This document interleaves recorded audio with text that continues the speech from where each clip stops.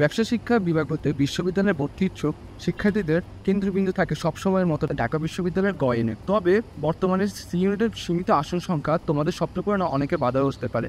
সেক্ষেত্রে ঢাকা বিশ্ববিদ্যালয়ের পাশাপাশি বাংলাদেশে বিদ্যমান অন্যান্য পাবলিক বিশ্ববিদ্যালয়গুলো তোমাদের জন্য একটি খুবই ভালো একটি অল্টারনেটিভ সৃষ্টি করতে পারে।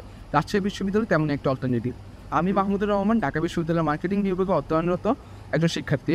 গত অ্যাডমিশন পরীক্ষা 2023-24 সেশনে রাজশাহী বিশ্ববিদ্যালয়ের মেধা তালিকায় বি ইউনিটে আমি 9ম স্থান অর্জন করেছি।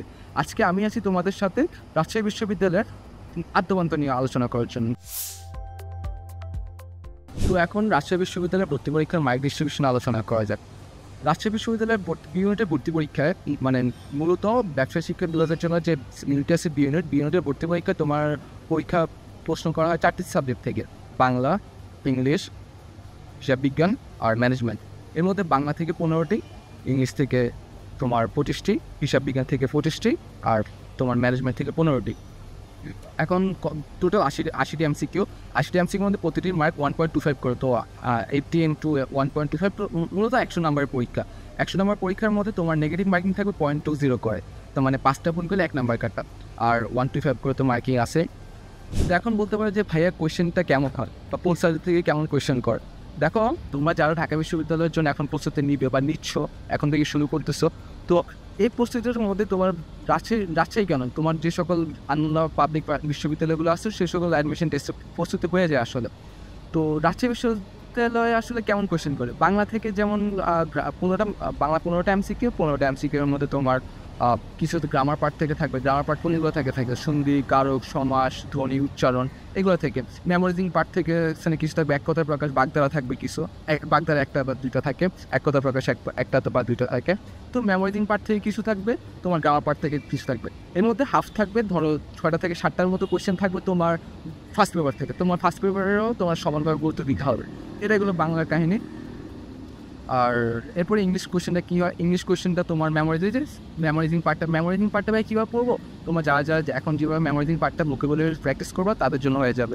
তো মেমোরাইজিং পার্টটা থেকে কিছু থাকবে, 1টা বা 2টা কোয়েশ্চেন থাকবে। তোমার গ্রামার পার্ট থেকে, গ্রামার পার্ট কোনগুলো, যে এখন যারা গ্রামার শেখা শুরু করবে, যেখান থেকে যেভাবে পড়তেছে গ্রামার তো শিখবা, বেসিক গ্রামারগুলো থেকে কোয়েশ্চেন করবে।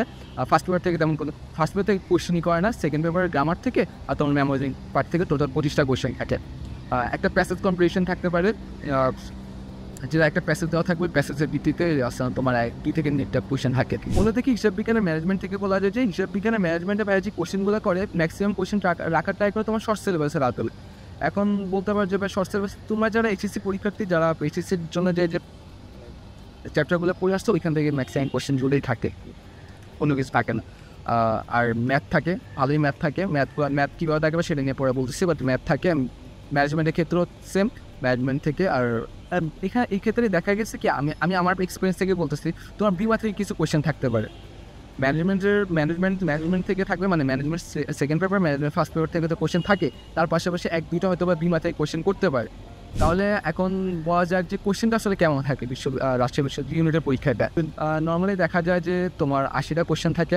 80টা কোয়েশ্চেন তোমার কোনো সিরিয়াল থাকে না, যে সাবজেক্ট বাংলার মধ্যে 15টা, ইংলিশের মধ্যে 25টা, এমন না। তোমার এলোমেলোভাবে থাকে, র্যান্ডমলি 80টা কোয়েশ্চেন থাকবে। এর মধ্যে যখন তুমি যখন এমসিকিউগুলো দাগাবা, তখন ম্যাথটা শুরুতে দাগানো ট্রাই করো না।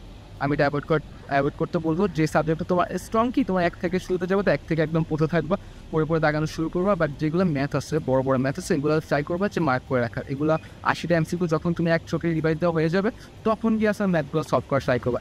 আর তোমার 80টা এমসিকিউর জন্য তোমার টাইম থাকবে তোমার 1 ঘন্টা, মানে 60 মিনিট, মানে এনাফ টাইম আছে, কোনো সমস্যা হওয়ার কথা না। তো এইগুলো রাজশাহী বিশ্ববিদ্যালয়ের পরীক্ষা প্রস্তুতি আসলে সত্যি বলতে প্রস্তুতি রাজশাহী বিশ্ববিদ্যালয়ে আলাদা কোনো কিছু করা লাগবে না। জাস্ট পরীক্ষার আগে তুমি রাজশাহী বিশ্ববিদ্যালয়ে একটা কোয়েশ্চেন ব্যাংক নিয়ে নিও, কোয়েশ্চেন ব্যাংকটা অ্যানালাইসিস করো, যে কেমন কোয়েশ্চেন আসে, নিজে থেকে অ্যানালাইসিস করলে কী হবে, তোমার কনফিডেন্সটা গ্রো করবে, যেটা সবচেয়ে বেশি ইম্পর্টেন্ট। না, অনেকে আছে যে কনফিডেন্স না থাকার কারণে, ভালো পারার কারণে হয়তো বা যে প্রিভিয়াস যে পড়াগুলো পড়ছে হয়তো ভুলে যায়, নার্ভাসনেসের কারণে। তো আমি বলবো যে কোয়েশ্চেন অ্যানালাইসিস করে পরীক্ষা হলে যাবা, তেমন ভয় পাওয়ার কিছু নাই। সবাই যার মতো প্রস্তুতি নিতে থাকে। এখন তোমাদের মেইন গোল থাকবে যে তোমাদের যা পড়া উচিত অ্যাডমিশন ফেজে, তা যাতে তোমরা সুন্দরভাবে কমপ্লিট করতে পারো। ভার্সিটি ওয়াইজ পড়াটা এখন ততটা ইম্পর্টেন্ট না, যে এই ভার্সিটিতে এই ইউনিটে এত কোয়েশ্চেন আসে বা ওইরকম কোয়েশ্চেন আসে, এগুলো এখন দরকার না। এখন তোমাদের মেইন ফোকাস থাকবে যে আমি কীভাবে আমার অ্যাডমিশনে আমার সিলেবাসটা শেষ করি। আর তোমার এখন যে যেভাবে যার মতো পড়তেছে পড়তে থাকো। তোমাদের কাছে রিকোয়েস্ট থাকবে যে সবাই সবার জায়গা থেকে ট্রাই করবার রেগুলার কনসিস্টেন্সি মেনটেন করে পড়ালেখা করে। এমন না যে তুমি একদিনে 5-6 ঘন্টা পড়লা, আরেকদিন তুমি পড়লাই না। অ্যাডমিশন আসলে এটা খুবই খারাপ একটা বিষয়, যেটা আমিও ফেস করে আসছি, আমি আমার এক্সপিরিয়েন্স থেকে বলতেছি। তো সবাই ট্রাই করবা নিজেদের মতো করে, নিজে যেভাবে পড়তেছো পড়তে থাকো। আর বললাম তো যে ভার্সিটি বেস পড়ালেখা এখন না, এখন মাত্র শুরু করছো। এটা কখন করবা? পরীক্ষার আগে আগে করবে। এখন তো যে যা যা পড়া দরকার তাতেই পড়তে থাকো। তো আমার পক্ষ থেকে এতটুকুই থাকবেন। আর এক্সেল বিজে তো আমি আসছি, এক্সেল বিজে আমার টিম আছে, আমাদের মেম্বাররা আসছে। আমরা তোমাদের সার্বক্ষণিক তোমাদের গাইডলাইন দেওয়ার জন্য, যে কোনো জিনিস হেল্প করার জন্য আমরা তোমাদের সাথে রয়েছি। এক্সেল বিজে লাইক দিয়ে আমাদের সাথে থাকতে পারো। আমাদের যে ফেসবুক প্রাইভেট গ্রুপ আছে ওইখানেও জয়েন হতে পারো। ওইখানে তোমাদের বিভিন্ন কোয়েস থাকতে পারে, বিভিন্ন কোয়েশন থাকতে পারে, এখানে কোয়েশন করতে পারো। তাছাড়া আমাদের শীঘ্রই আমরা আসলে আমাদের একটি অ্যানাউন্সমেন্ট করতে যাচ্ছি। তো সবাই সেটার জন্য ওয়েট করুন আর আমাদের সাথে থাকুন। Thank you.